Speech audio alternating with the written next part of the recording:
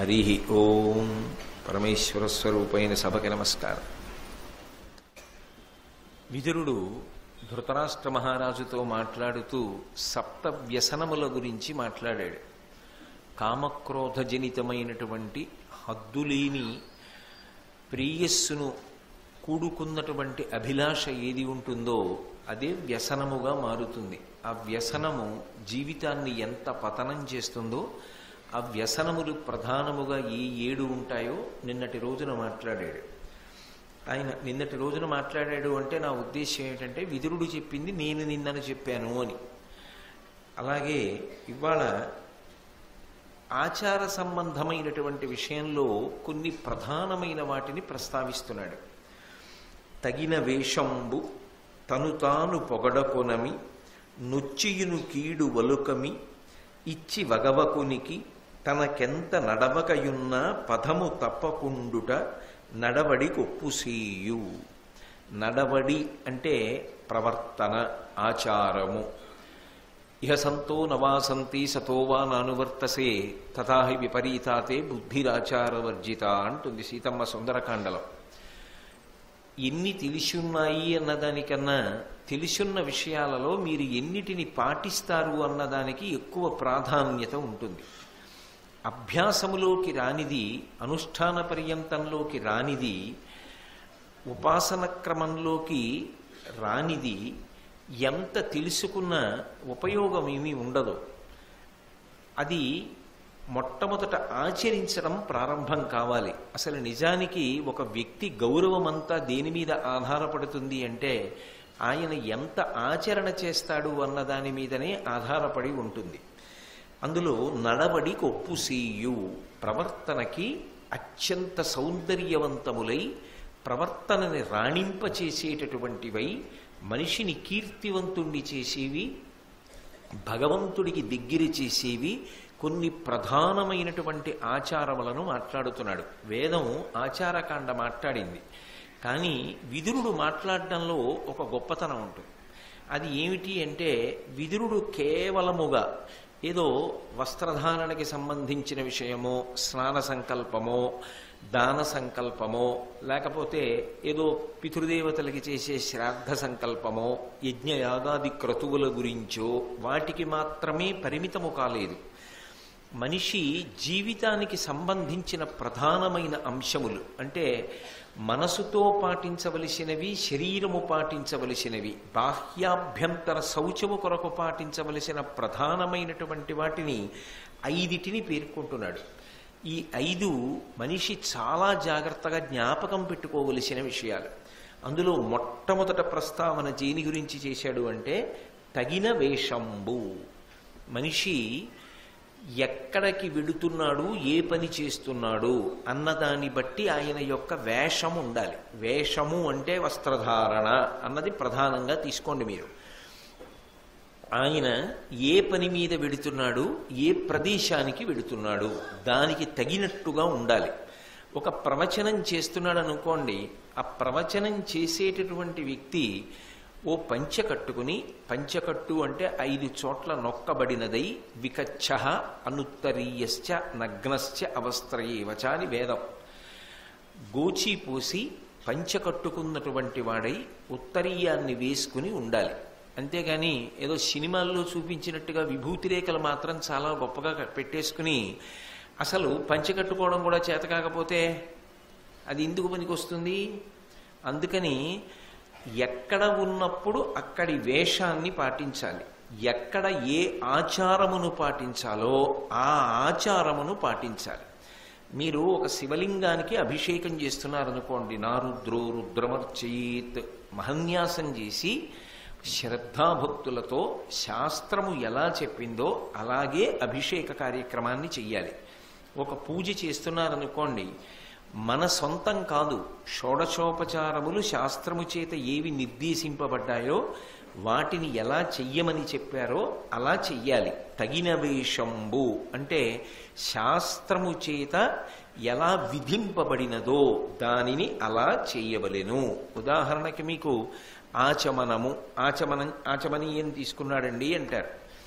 ఆచమనం చేశాడు అంటే మన ఇష్టం కాదు చేతిలో ఎన్ని నీళ్లు పోసుకోవాలి అన్నది. మినపగింజ మునిగినంత నీరు మాత్రమే తీసుకుని చేతిని ఎటువంటి భంగిమలో పెట్టాలో అలా ఉంచి కింది పెరివి ఎక్కడ తాకాలో అక్కడే చేతిని తాకి శబ్దము కాకుండా నీటిని 3 పర్యాయములు లోపల పుచ్చుకునేటప్పుడు మొదటిసారి పుచ్చుకున్న నీరు గుటకపడి లోపలికి వెళ్ళిన తరువాత రెండవసారి సావధానంగా భగవన్నామంతో ఏ 3 భగవన్నామములు చెప్పబడ్డాయో ఆ 3 భగవన్నామములను పలుకుతూ లోపలికి పుచ్చుకోవాలి. అంతేకాని నాకు ఫలానా నామం ఇష్టమండి, శ్రీరామనామం నాకు చాలా ఇష్టం, అందుకని కేశవాయి స్వాహ, నారాయణాయి స్వాహ, మాధవాయి స్వాహ అనను, అందులో రామాయి స్వాహ అంటాను అంటే కుదరదు. రామనామం చాలా గొప్పదే. చాలా గొప్పదైన ఆచమనం చేసేటప్పుడు మాత్రం 3టిలో విధింపబడలేదు. ఎందుకు విధింపబడలేదు అంటే ఋషులు స్వరపేటికని సంరక్షణ చేయడం కోసం శబ్దములు ఎక్కడ నుంచి ఉత్పన్నమవుతాయో ఆ అక్షరమును పలికించారు. ఉదాహరణకి కే కే అంటున్నాను అనుకోండి, నాలుక వంగి పైన ఉన్నటువంటి ఆ నోటి యొక్క దవడ లోపలి భాగం ఉంటుంది కదా, ఆ పై భాగాన్ని తాకుతుంది. కే కే అన్నప్పుడు ఆ అంగిటిని తగిడితే తప్ప ఆ శబ్దం రాదు.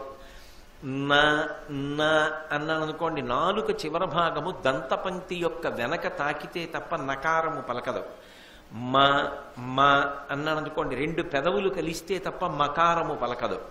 అంటే ప్రధానమైన శబ్దములు ఉత్పత్తి అయ్యేటటువంటి స్థానములు ఏవో వాటిని స్పృశించినప్పుడు నాలుక కానీ పెదవులు కానీ స్వరపేటిక తట్టుకుని చాలా కాలం నిలబడి మాట్లాడడానికి వీలుగా దాన్ని కందెన వేసి బాగా ఉపయుక్తం చెయ్యడానికి కేశవ, నారాయణ, మాధవ అన్న నామములను తీసుకుని మినపగింజ మునిగినంత నీటి చేత బాగా ఎక్కువ కాలం పనిచేసేటట్టుగా చెయ్యడానికి ఏర్పాటు చేసినటువంటి ప్రక్రియ దాని ఆంతర ప్రయోజనమని.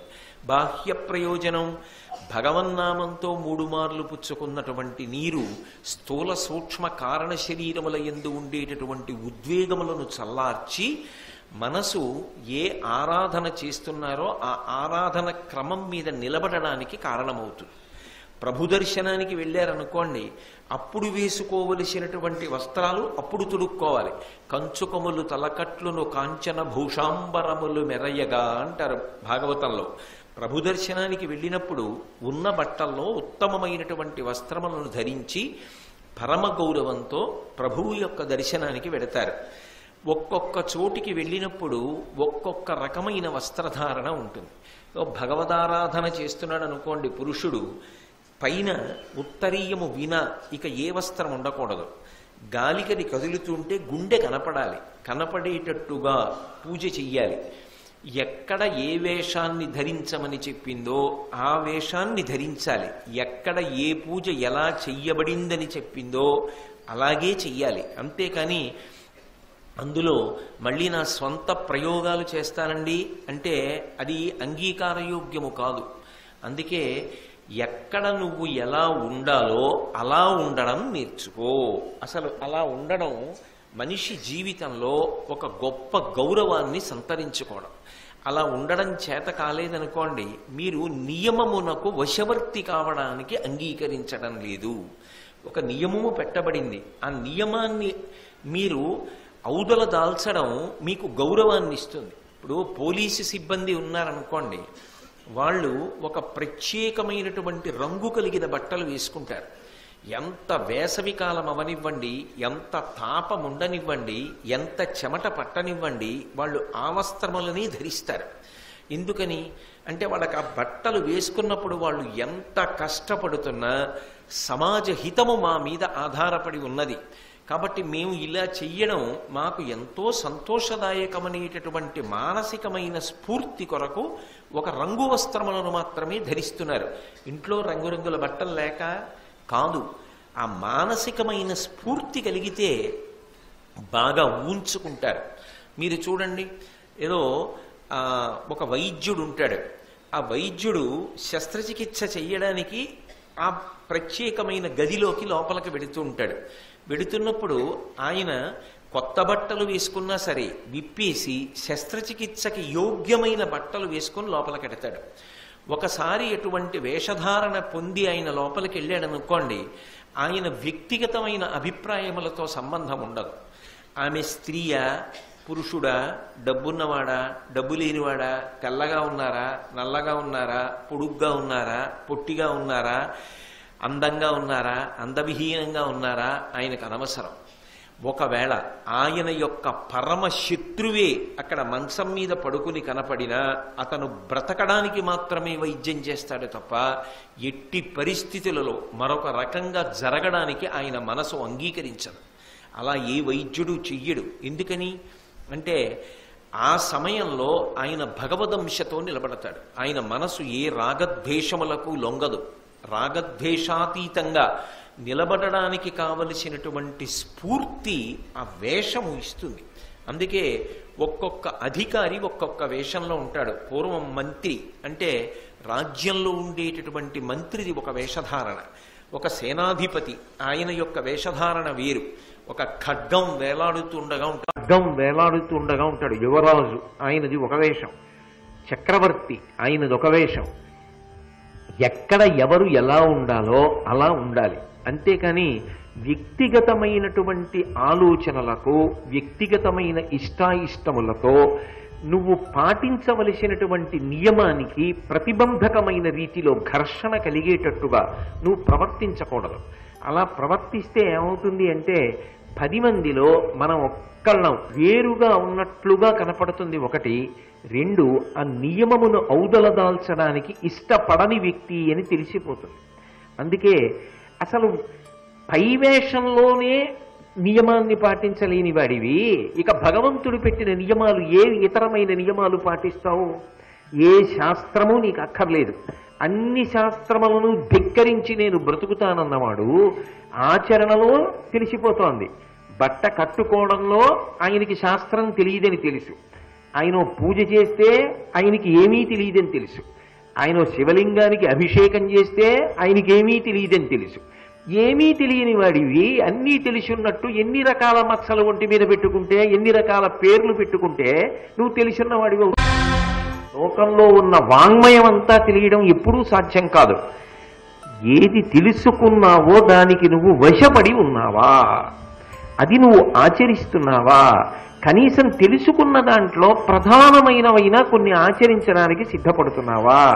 అలా ఆచరించడానికి సిద్ధపడకపోతే, ఆచారకాండ యందు ఆ గౌరవం లేకపోతే ఎలా నిలబడతావు? దీనికన్నిటికీ అతీతం ఎప్పుడైపోతాడు అంటే ఒక జ్ఞానిగా మారిపోయిన తర్వాత. జ్ఞానిగా మారినవాడెవడు నేను జ్ఞానినని చెప్పుకోడు.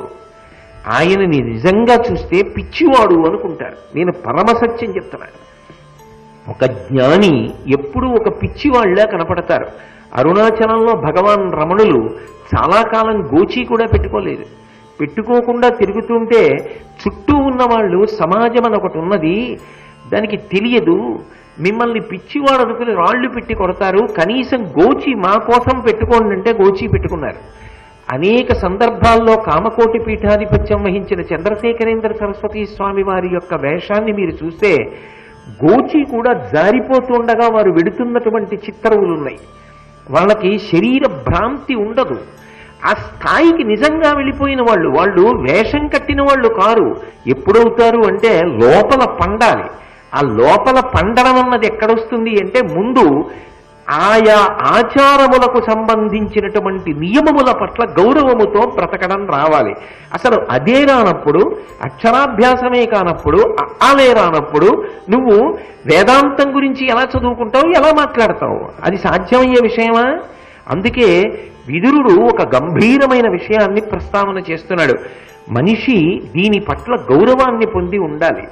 ఒక సిపాయి ఉంటాడు, ఒక సైనికుడు.